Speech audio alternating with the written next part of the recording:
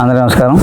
గుండె జబ్బులు మనకి దరి చేరకుండా ఉండడానికి, గుండె జబ్బులు ఉన్నా సరే మనం ఎలాంటి ఇబ్బంది లేకుండా గుండె జబ్బు నుంచి బయటపడడానికి, రక్తనాళాలు మూసుకుపోవడం, లేదా హార్ట్ పంపింగ్ సరిగ్గా లేకపోవడం, హార్ట్ వీక్నెస్, ఇలాంటి ఏమైనా సరే గుండెకి సంబంధించిన ఎలాంటి ఇబ్బందులు ఉన్నా మనకి అసలు పూర్వం ఎందుకు అవి వచ్చి కాదంటే, మనం ఒక టీ కాచుకునే వాళ్ళం ఒకప్పుడు.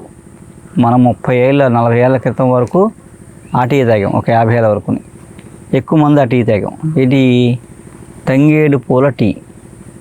ఓకే, తంగేడు పూలు, తెల్లమద్ది, సుగంధి పాల.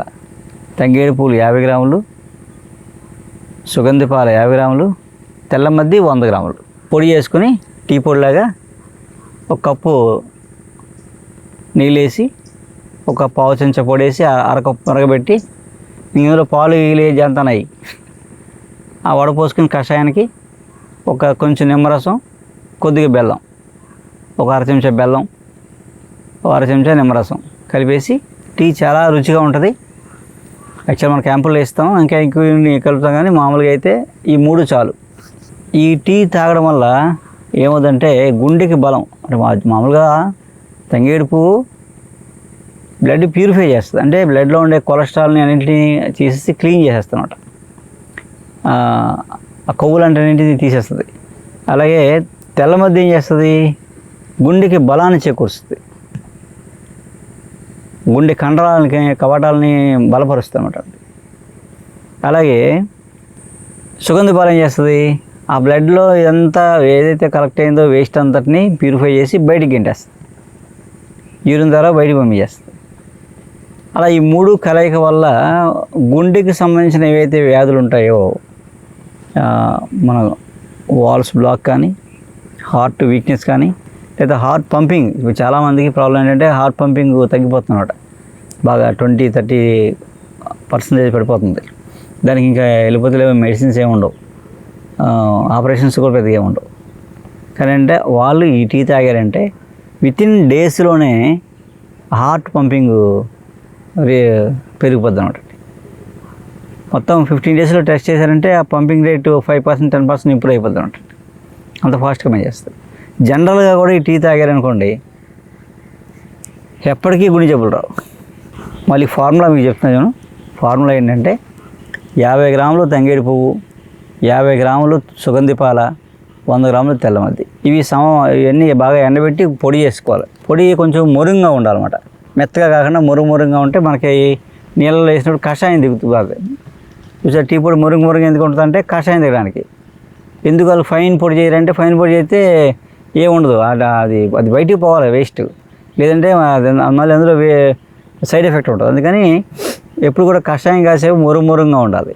అందుకని మురుగ్గా కొట్టుకొని మిక్సీ కొట్టేసుకుంటే జల్లించక్కర్లేదు. అలా కొట్టి పెట్టుకుని డబ్బాలు పెట్టుకుంటారు. ఇది టీ ఎలా కాచుకోవాలి, మీకు ఒక కప్పు టీ కావాలనుకోండి, కప్పున్నర నీళ్ళు వేయండి. కప్పున్నర నీళ్ళు వేసి దానికి ఒక పావు చెంచా పొడి వేయండి. పావు చెంచా పొడి వేసి మరగబెట్టండి. మరగగానే అది కలర్ మారుతుంది, కప్పు మరిగిపోద్ది అనమాట. ఒక అరకప్పు నీళ్ళు ఎవాపరేట్ అయిపోతాయి.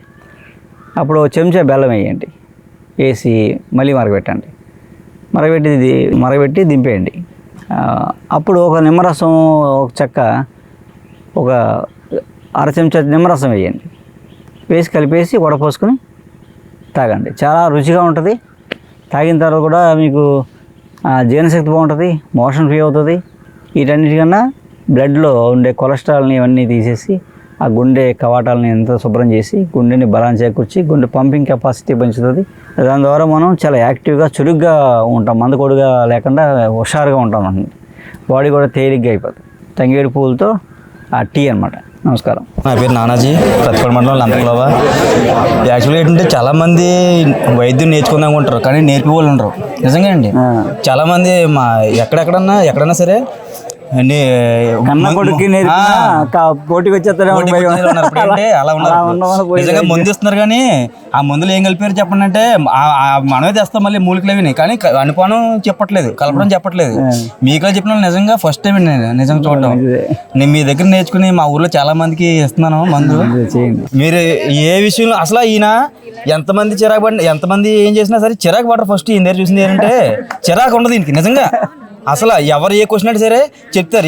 ఇక్కడ ఈయన మాట్లాడతారా, పక్కన ఎవరైనా గోల్ పెడతారా, అసలు చిరాకు పడరు ఈయన. ఈయనలో గమనించింది అది మెయిన్. ఇంకోటి అంటే ఎవరు ఏ క్వశ్చన్ అంటే దాయి కూడా చెప్తారు మెయిన్. ఎలాంటి నీరసన కన్నా సరే మనం అడిగితే ఈజీగా చెప్తారు, సింపుల్గా చెప్పేస్తారు ఈయన. అసలు దాచుకోవడం. ఇంకోటి ఏంటంటే 1,00,000 మందిని ఈయనలాంటి వాళ్ళు తయారు చేయాలన్నారు ఈయన. 1,00,000 మంది పైన చేయాలి అంటే ప్రతి ఒక్కరు డాక్టర్ కింద తయారవ్వాలి. అది ఈయన సంకల్పం. అది నెరవేర్చాలంటే మనం అందరూ సహకరించాలి. నేను ఇంకొకరు చెప్తాను, వాళ్ళు ఇంకొకరు చెప్తారు, అలా అందరూ స్ప్రెడ్ చేయాలి దీన్ని.